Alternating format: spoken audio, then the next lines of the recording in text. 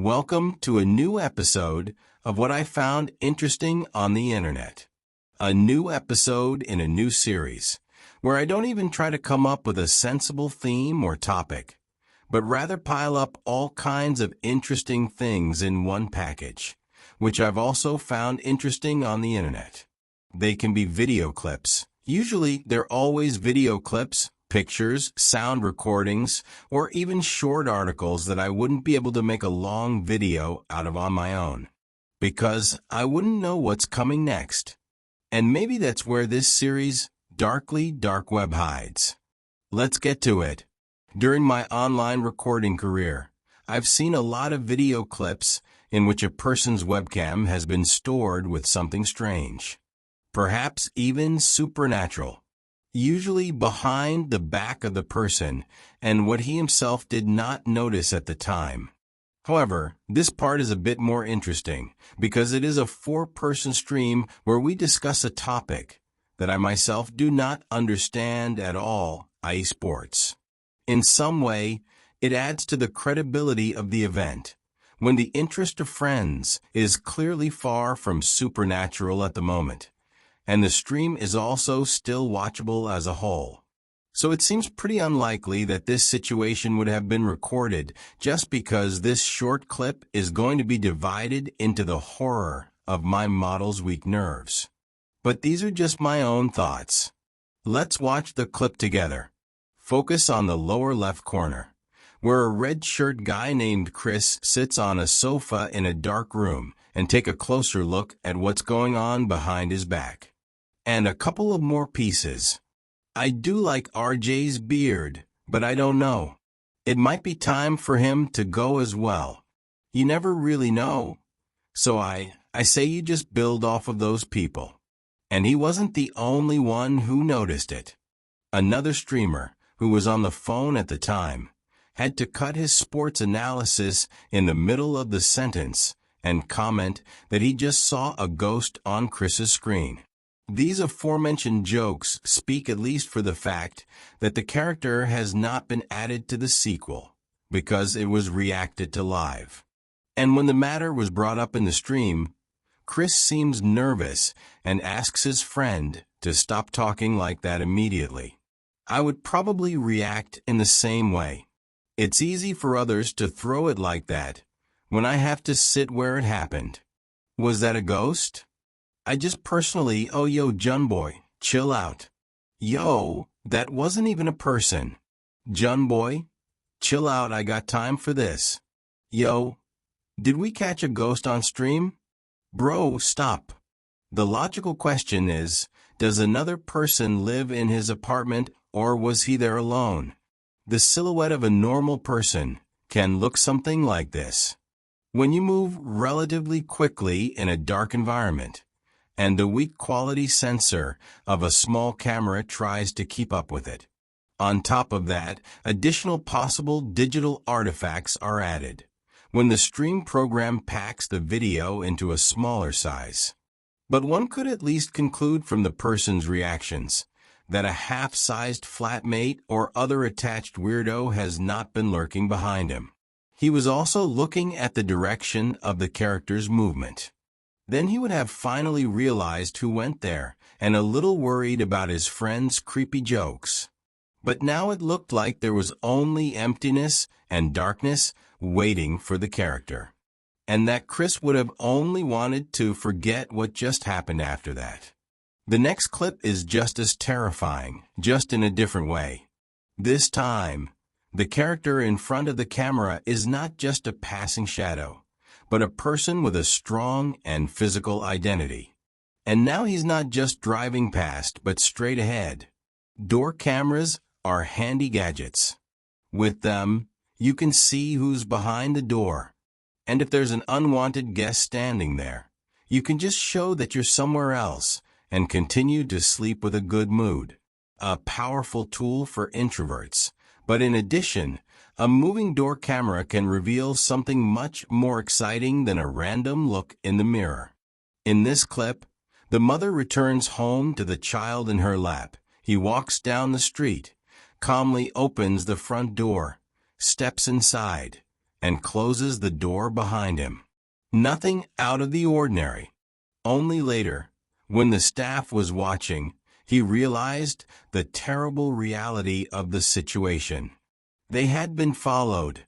The mother remains completely unaware of how close her day was to turning for the worse.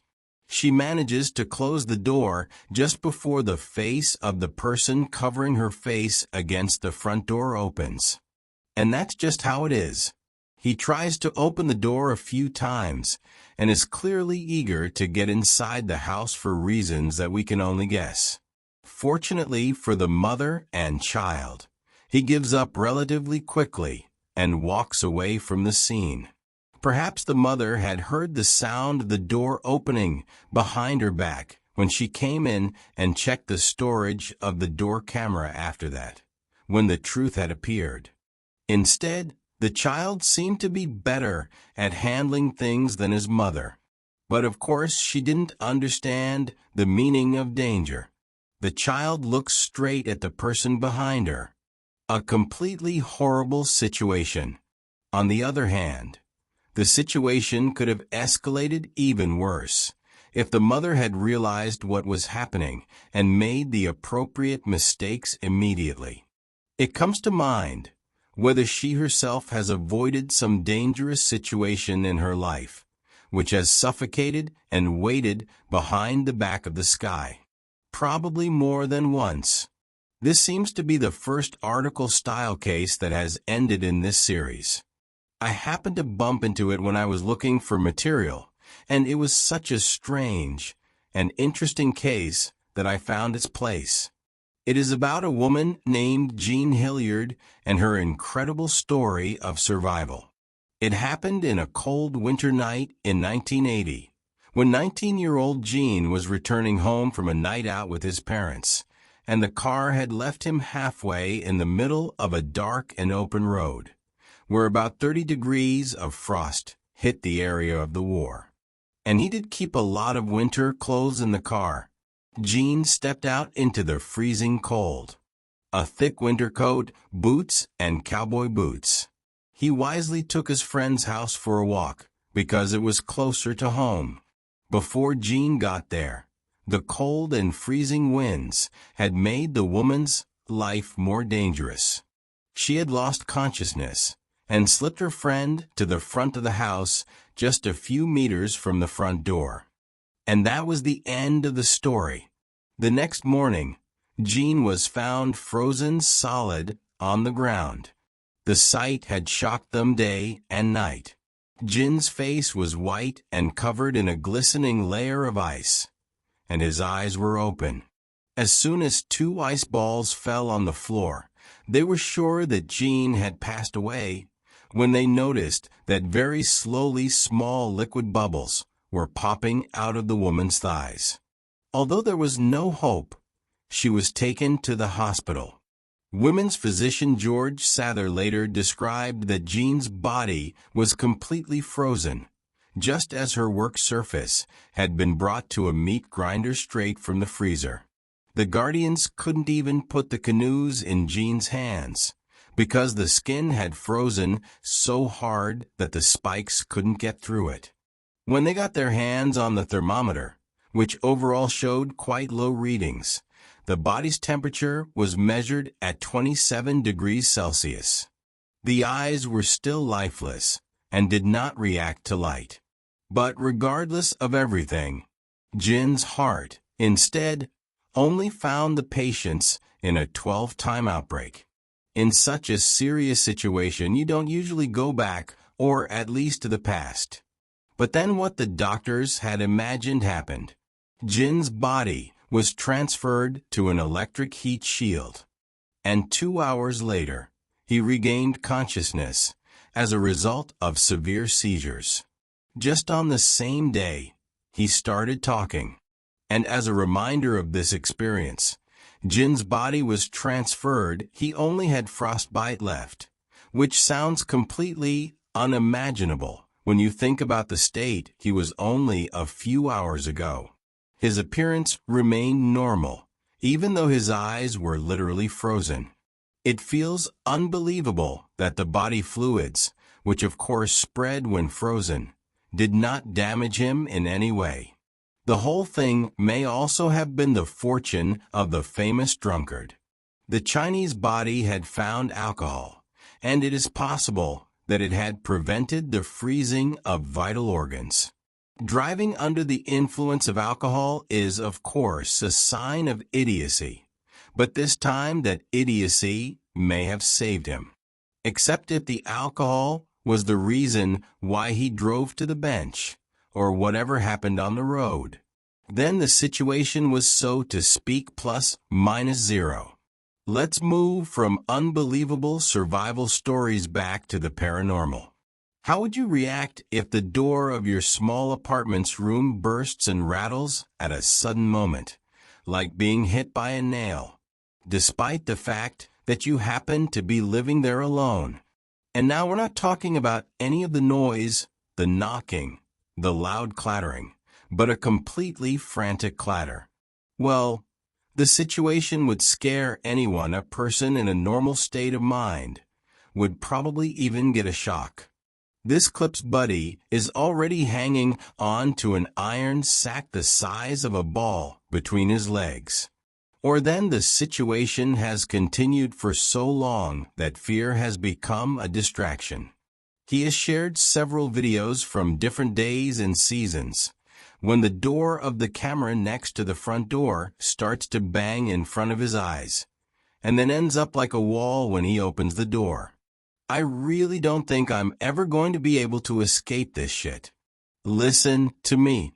Listen to that. I mean, this is my whole closet right here. This is my kitchen. This is my kitchen. Okay? So it seems to be wanting to happen now more in the afternoon, but just to prove there's nothing there. Jesus Christ. One time, he decides to just wait and see how long the fight will go on if he doesn't do anything to him. This led to a pretty scary ending. And here we go with this shit again. I'm just gonna wait and see how long it goes on, because I'm never not. Stop. Okay? That works. Okay.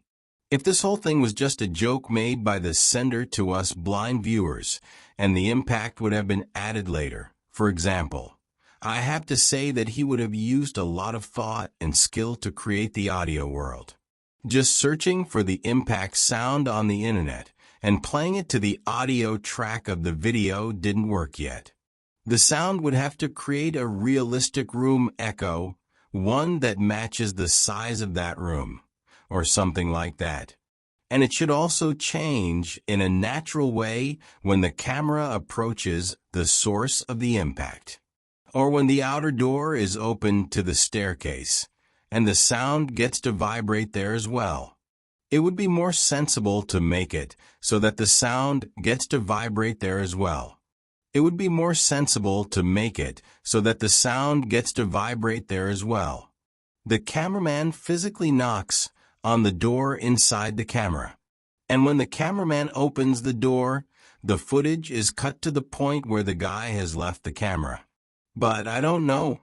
That cut would have been done very smoothly in that case, because the cuts of these two shots should not be matched so randomly, which is its own challenge in handheld footage.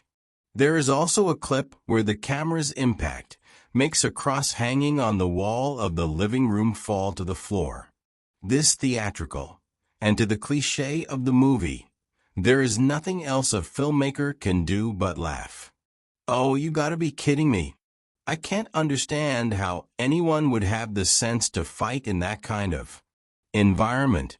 That's just sad. I would have already packed my stuff after the first bombing and happily wandered back to live with my parents. Well, that's what we have for now. Next time, something else. To the members, kindly subscribe to Whispers of the Weird. We'll meet again in the next video.